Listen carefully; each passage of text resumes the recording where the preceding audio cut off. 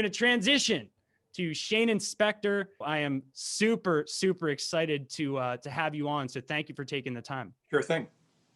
So what I want to talk about is, you have, built such a powerful reputation in the Pennsylvania market. You've won the largest contested liability PI verdict in all of Pennsylvania, largest pretrial settlement in PA history. My first question is, what are some of the lessons learned doing these huge cases like the Goretzka case, for example? What do you learn? I know this is a big question. What are some of the biggest things you've learned doing these astronomical industry-changing cases? You've got to pick your spots. Goretzka was a case where a woman was killed when a power line fell in her front yard on top of her, electrocuting her in front of her children and her mother-in-law. And her husband was understandably very angry at the power company for the fact that that power line fell. And he was willing to have his case go to trial. And he wanted to hear a verdict. And yes, he would have accepted $50 million in settlement of the case. And in fact, during trial, 40 million was offered. So we came fairly close to settling on economic terms. And it was important to him as well that there be significant remedial action taken by the power company to inspect their lines and to fix their lines. The power company did agree to do all of those things. We were actually fairly close to resolution, but as I say, we were $10 million apart. And the case went to verdict. And the jury awarded $109 million, nearly all of which was paid. $105 million was paid 7 weeks later. Wow. But if you think about that case, if that case had involved, let's say Carrie Goretzka had survived, and she needed 24-hour per day nursing care at a high level, then probably Mr. Goretzka would have had to have been more conservative in his approach to resolution. And I would have had to have advised him to be more conservative. And so when you look at a case, for example, with a brain injured child, perhaps in the birth process, we have to be a little more conservative in not taking the verdict a case that we could lose if the offer is fair, because there is the risk of an adverse verdict. Now, there's some birth injury cases where that risk doesn't really exist or is minimal, but really you have to tether your approach to the level of risk that's acceptable to your client. And Goretzka was a case where we could afford to be risk preferential. You've heard of the idea of risk adversity, but there's also the idea of risk preference. And I and Mr. Goretzka were risk preferential in that case. Wow. Yeah. To do the largest contested liability PI verdict in PA history is really just like an icing, one piece of icing on the cake of the reputation that you've built in Pennsylvania. I mean, you've done 50, probably close to 100 case resolutions in excess of $10 million, 200 plus jury verdicts and settlements in excess of $1 million. My question is, how did you build a reputation for becoming the go-to source really in Pennsylvania, but likewise, in really the United States for the catastrophic PI vertical? Like, what are the steps looking back that built that dominant reputation for your firm? I'm going to give you the secret. You ready? Here's the secret. You have to go try cases. You have to win cases in the courtroom. This idea that in 2020 there's some secret formula with the internet or social media, TV advertising, radio advertising, billboards, bullshit. You want to be a great lawyer and be regarded as such and get great cases, go try cases. Because people want to go to the lawyer who gets the results in the courtroom. The only way to get a good settlement is for the defendant to know that if they take the case to trial, they're going to get whacked, right? So in order for that to happen, in order for the defendant to believe that, you have to have demonstrated results in the courtroom. So there's nothing that comes close to the importance of going and getting jury verdicts. And I saw that from Jim Beasley, who I worked for as a young lawyer. He didn't advertise at all. No TV advertising, no no webinars, no social media, no nothing. He passed away in 2004, so some of these things weren't available to him. But he had a very simple formula. Hey, I'm going to go try cases, and everything else will work itself out. And that was exactly correct. So those folks who are listening who do plaintiff's personal injury or criminal defense, or if you're interested in doing commercial litigation, I mean, real trial work in the commercial field, you got to go try cases. And I think your listeners know that that's not so easy to do because it's hard to get a case into a courtroom. And when you talked to me for a moment ago about Goretzka, that was a case that we could try because, as I said to you earlier, Carrie was regrettably had passed away, and her husband made a good living. So there wasn't a question about replacing income. And you have to find cases that you can try. And the interesting thing about that is that once you try a couple, 2 or 3 cases to verdict and get good results, whether you're a defense lawyer or a plaintiff's lawyer, you can then cheaply communicate those results through webinars like this, through social media, which is still very inexpensive, through articles in the Legal Intelligencer or other legal media. It's remarkable how quickly you can translate results in the courtroom into a reputation. And then what will happen is you will then attract business. Unbelievable. And I'm curious because a lot of law firms, both really in criminal and PI, as examples, they like the scalable cases, the in and out, quote unquote, PI cases, or, the scalable DUI cases rather than the cases that, extend out in court. And I'm curious, was there a moment when you decided for Kline Specter as a strategic position in the firm that we're going to do the complete opposite? We don't want the scalable cases. We don't want the cases that are in and out. We want the hardest things. And we're willing to put as many resources behind finding the smartest lawyers in the United States, which again, that's very people dependent. That's not like, you can't have a process for making someone predictably into the best lawyer. Like you're hiring really smart people and going after these very, very challenging cases. So was there like a light bulb moment way back when you started the firm where you were like, we're going to go all in on the non-scalable case types? Well, Tom Kline and I came out of the Beasley firm, and that firm concentrated in catastrophic injury cases. So that's what we were used to. And I think that we felt that there were quite a few lawyers in Philadelphia who were well equipped and well competent to handle, as you call it, the scalable cases. So I think of it maybe different terminology. So the more typical motor vehicle accident case, rear end collision, intersectional collision, maybe fractures, maybe herniations, again, slips and falls with the same sorts of results and the like. I think that's what you're talking about. I think there are a lot of lawyers who can handle those cases well. And I didn't feel a need, nor did Tom, to venture into that area of practice. We had handled many medical malpractice cases, complicated product liability cases. We felt up to that challenge. Those cases are very interesting.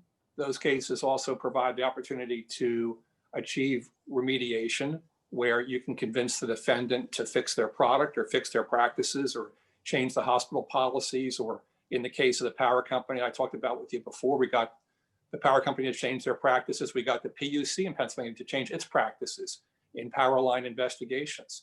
That's very rewarding. It's not all about making a good living. It's also feeling good about your practice and making a contribution to the greater society.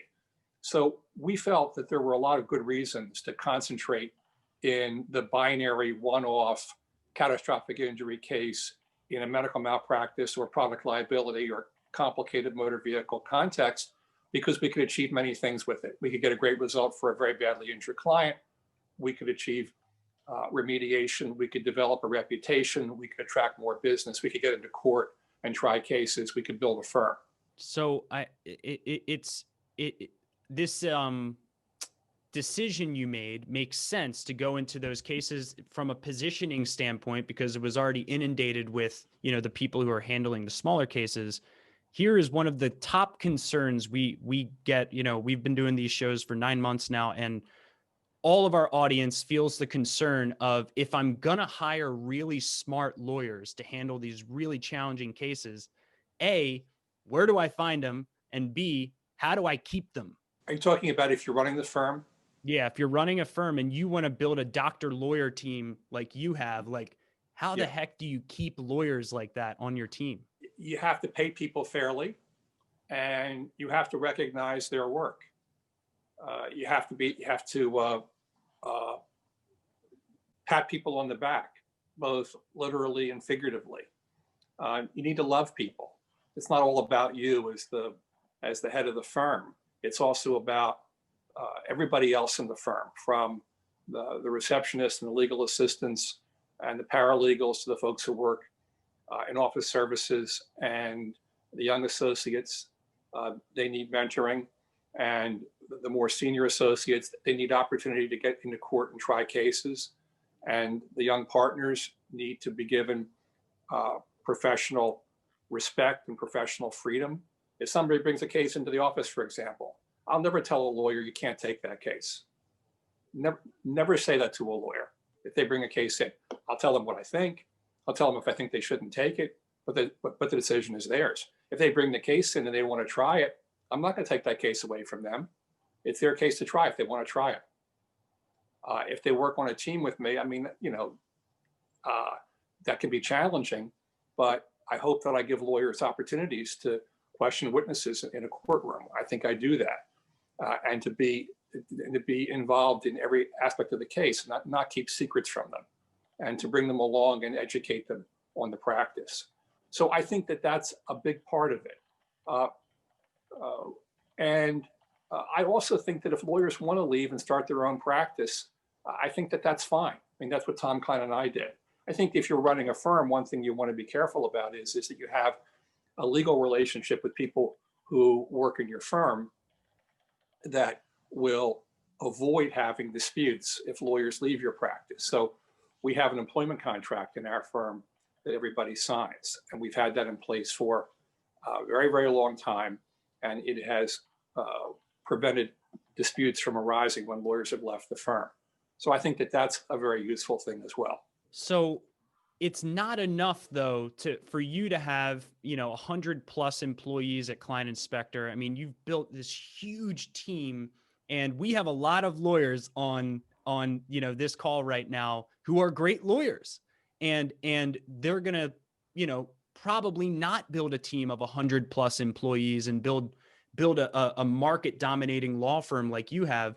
So a question I have is, was there a book you read or an epiphany you had where you decided you want to be great in court? You want to have people on your team who are also really good in court, but that you also want to build a business with, over 100 employees.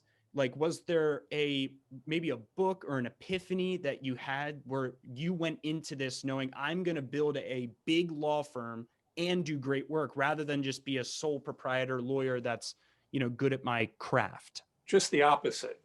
In January of 1995, when Tom Kline and I left the Beasley firm with one associate and a couple of non-lawyer legal assistants, we had no expectation of creating a firm with 45 lawyers, with 5 doctor lawyers, the most in the country, with all of the things to which you've referred. But we were just trying to put one foot in front of the other, handle our cases, and be successful. And what happened in our practice was Tom and I got into court a lot in the 90s and got a lot of verdicts, and then in the 2000s as well, and then in the decade that we're in.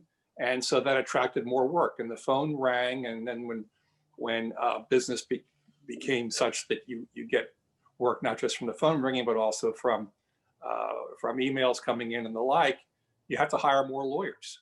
So we simply expanded to fit the needs that we have to service the clients who come to us. Wow. Would I rather be 35 lawyers than 45? Yeah. Would I rather be 25 than 35? Yeah. Would I rather be 15 than 25? Yeah. Would I rather be 5 than 15? Yeah. I mean, there's no magic to being 45 lawyers. And, it's 45 lawyers, and then that's 45 personalities. I'm not going to say egos, but I'll just say personalities. And, now we're in a pandemic, and we have a lot of mouths to feed. And I'm proud of the fact that we've had no furloughs and no layoffs in our firm. And I think we'll probably get through 2021 without having any furloughs or layoffs. But, a lot of responsibility on me and Tom Kline and others in the firm to keep the place going through a pandemic, through a black swan event. If we were 5 lawyers or 3 lawyers, I wouldn't be so concerned about it. So, Bill, there's no magic to being big or big-ish or bigger. None. The key for your listeners and for your viewers is, hey, you know what? Provide outstanding legal services. Be courageous. Try the cases that ought to be tried. Don't just try your crappy cases, please. Don't try your crappy cases. Try your good cases. And you don't have to take an offer that's made if it's not what a jury is going to award. And remember, the client has a huge value in the intonation of the jury verdict. There's a lot to be said for the intonation of the jury verdict and what that means for the client and for society as a whole. So do those things, and then the phone will ring more, proverbially and literally, and you'll have more business, and you'll need to hire more lawyers. And that's okay, but it's not an end to itself. Unbelievable. And I think my last question before we let you go, and I know you don't do a lot of interviews like this, so I really appreciate the time, is what does success mean to you in running your law firm? Like, from more of like a spiritual perspective, like what makes you sleep well at night knowing, that you are doing the best you possibly can in your law firm? Yeah, these are all good questions, and that's a good question also. And what makes me feel good about my work is when I feel that our clients are getting an excellent work product. I can't guarantee the result. We all know that in civil litigation, you can't be sure what a jury will do. You can't be sure how the facts are going to turn out in a case. When you take discovery, facts can improve or facts can get worse. But, if I'm doing the best I can, and if the people in our firm are doing the best they can, then I feel good about our work. And if something goes wrong, and things go wrong occasionally, we're all human, we make mistakes. I encourage people in my firm, hey, you know what? Give me the bad news first.